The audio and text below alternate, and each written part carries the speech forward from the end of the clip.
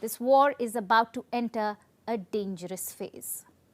Russian nukes are now not just near Ukraine, but they are close to NATO's borders too. For the first time since the fall of the Soviet Union, Russia has deployed these bombs outside the country. It's a move that cannot be taken lightly, but today it finally pulled the trigger. Russian nuclear weapons are going to Belarus. The transfer of nuclear weapons has begun. It has already begun. Yes, it has already begun. The weapons are already in Belarus. Maybe. I'll take a look when I go back. That was Alexander Lukashenko, the president of Belarus and a loyal ally of Vladimir Putin. Lukashenko has kept his promise. His country is now playing host to Russian nukes. The West has denounced these deployments. What made Putin resort to nuclear weapons? What is the Russian president's endgame? Let's deep dive. The war in Ukraine is in its 15th month, and both sides are battling for every inch of territory. A counter-offensive by Ukraine could begin soon, which some say has already started. But Russia is preparing. Moscow is responding with nuclear weapons. The plan was announced back in March. Belarus said today the warheads are on the move. Who are these weapons for? Ukraine. That's a no-brainer. But there could be more targets. Look at the map. Belarus shares a border with 3 NATO members, Poland, Lithuania, and Latvia. So these countries too can be potential targets. What kind of warheads are these? Tactical warheads. They are small in size and they are used for a limited strike. So they won't be able to destroy big cities, but they can obliterate small areas. That's their purpose. The nukes in Belarus will be controlled by Russia. So no change in ownership. But if a nuclear strike is ordered, Belarus could execute it on Russia's orders. They were given missiles that can carry these warheads. Some aircraft have been converted too. Belarusian Sukhoi 25 will be able to carry nukes. The Sukhoi 25 is a Russian warplane. The Air Force of Belarus has them. In their fleet, Belarusian servicemen got some training too. So everything is in place. The question is, why now? The Russian defense minister has dropped some hints.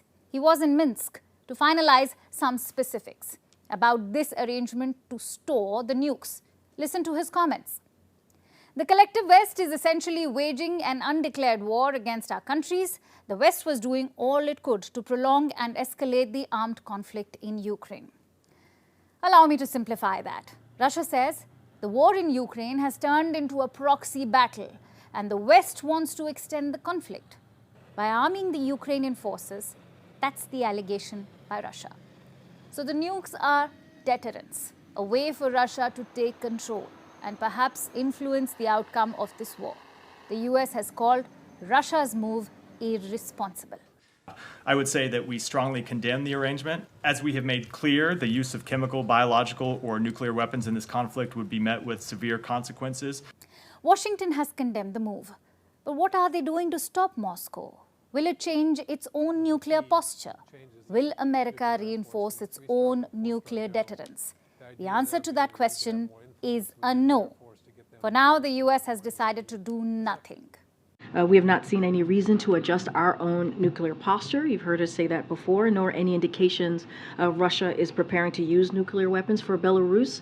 Speaking to that particular issue, this is yet another example of making irresponsible and provocative choices. So we remain committed to collective defense of the NATO alliance, and I'll just leave it there. So the US won't change its posture, but its ally, Japan, thinks differently. They are worried about Russia's nukes. Today, Tokyo announced fresh sanctions on Moscow. They condemned Russia's actions too.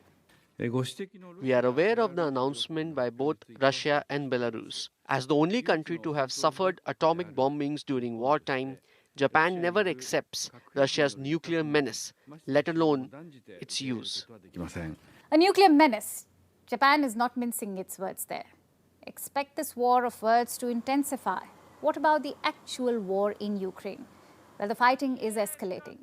Today, Russia targeted Kiev again. More missiles and drones were launched towards Ukraine's capital. Ukraine said it shot down 10 missiles and 25 drones. There were no casualties. Russia is making moves in Crimea too. This week, Russian officials seized an apartment there. Guess who it belonged to? Volodymyr Zelensky, the president of Ukraine. Reports say the property will be auctioned, but these small